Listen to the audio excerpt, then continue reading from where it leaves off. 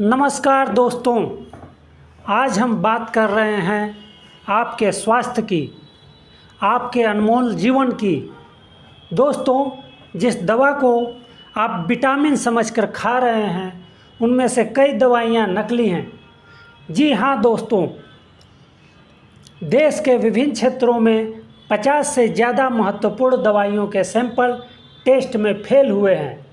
आमतौर पर बुखार में हम खुद डॉक्टर बन जाते हैं और स्वस्थ होने के लिए पैरासीटामोल की गोली खा लेते हैं, लेकिन देश भर में व्यापक तौर पर इस्तेमाल होने वाली यह गोली गुणवत्ता परीक्षण में फेल पाई गई है। इसके अलावा कैल्शियम और विटामिन D3 की सप्लीमेंट, मधुमेह की गोलियां और हाई ब्लड प्रेशर की दवाओं सहित 50 से अधिक दवाएं औषधि नियामक द्वारा किए गए गुणवत्ता परीक्षण में फेल पाई गई हैं। जी हाँ दोस्तों, Indian drug regulator central drugs standard control organisation CDSCO ने अपने ऑफिशियल वेबसाइट पर यह जारी की है। भारत के दवा नियामक द्वारा किए गए गुणवत्ता परीक्षणों में 50 से ज़्यादा दवाइयों के सैंपल फेल हुए हैं। दोस्तों, इन दवाइयों की लिस्ट में पैरासीटामोल सहित कई टैबलेट फेल पाए गए हैं। मधुमेह, उच्च रक्तचाप, विटामिन, कैल्शियम 3D सप्लीमेंट, जीवाणु संक्रमण और एसिड रिफ्लक्स से जुड़ी ये दवाइयाँ तय स्टैंडर्ड के मुताबिक नहीं हैं। न्यू इंडियन एक्सप्रेस की खबर के मुताबिक केंद्रीय औषधि मानक नियंत्रण संगठन ने मानक गुणवत्ता के अनुरूप नहीं नाम से अलर्ट जारी किया, जिसमें बताया गया कि सबसे ज़्यादा बिकने वाली कुछ दवाएं Alkem Laboratories, Hetero Drugs, Hindustan Antibiotics Limited और Karnataka Antibiotics and Pharmaceuticals Limited जैसी प्रसिद्ध दवा कंपनियों द्वारा बनाई गई थी।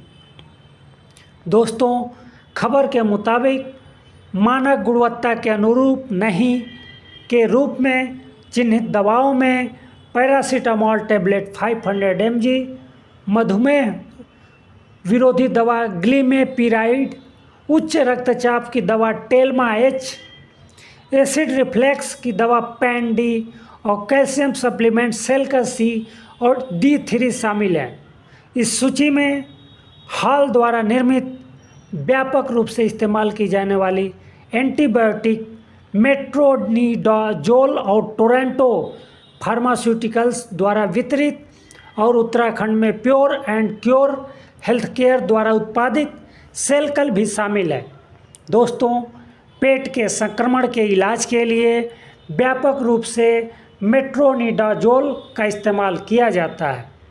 कोलकाता की एक सरकारी लैब ने एल्केम हेल्थ साइंस के एंटीबायोटिक्स क्लेवम 625 और पैन-D को भी घटिया पाया।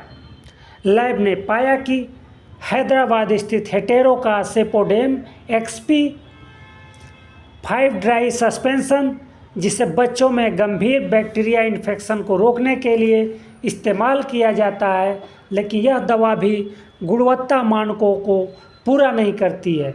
दोस्तों, Karnataka Antibiotics and Pharmaceuticals limited की पैरासीटामोल गोलियों पर भी चिंता जताई गई है।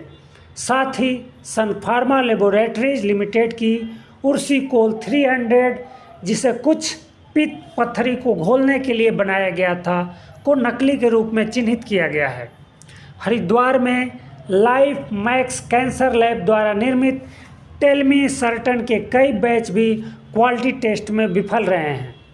दोस्तों, सन फार्मा की 3 दवाएं इरेक्टाइल डिसफंक्शन के लिए पल्मोसिल, एसिड रिफ्लक्स के लिए पेंटोसिड और उर्सिकोल 300 उन दवाओं में से थी जो परीक्षण में विफल रहीं।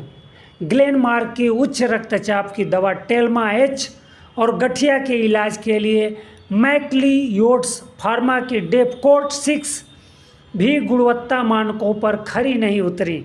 हालांकि तीनों कंपनियों का दावा है कि उन्होंने ये दवाएं नहीं बनाई हैं।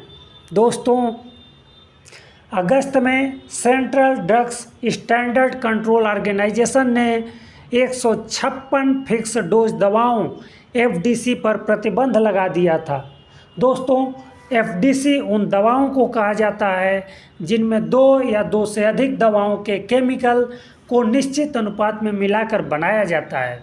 इस सूची में एस्केलोफेनॉक 50 mg और पैरासीटामॉल 125 mg टैबलेट, पैरासीटामॉल और ट्रामाडोल, टारिन और कैफीन के संयोजन और एस्किलोफेनॉक 50 mg और पैरासीटामॉल 125 mg टैबलेट समेत कई दवाओं पर रोक लगा दी थी।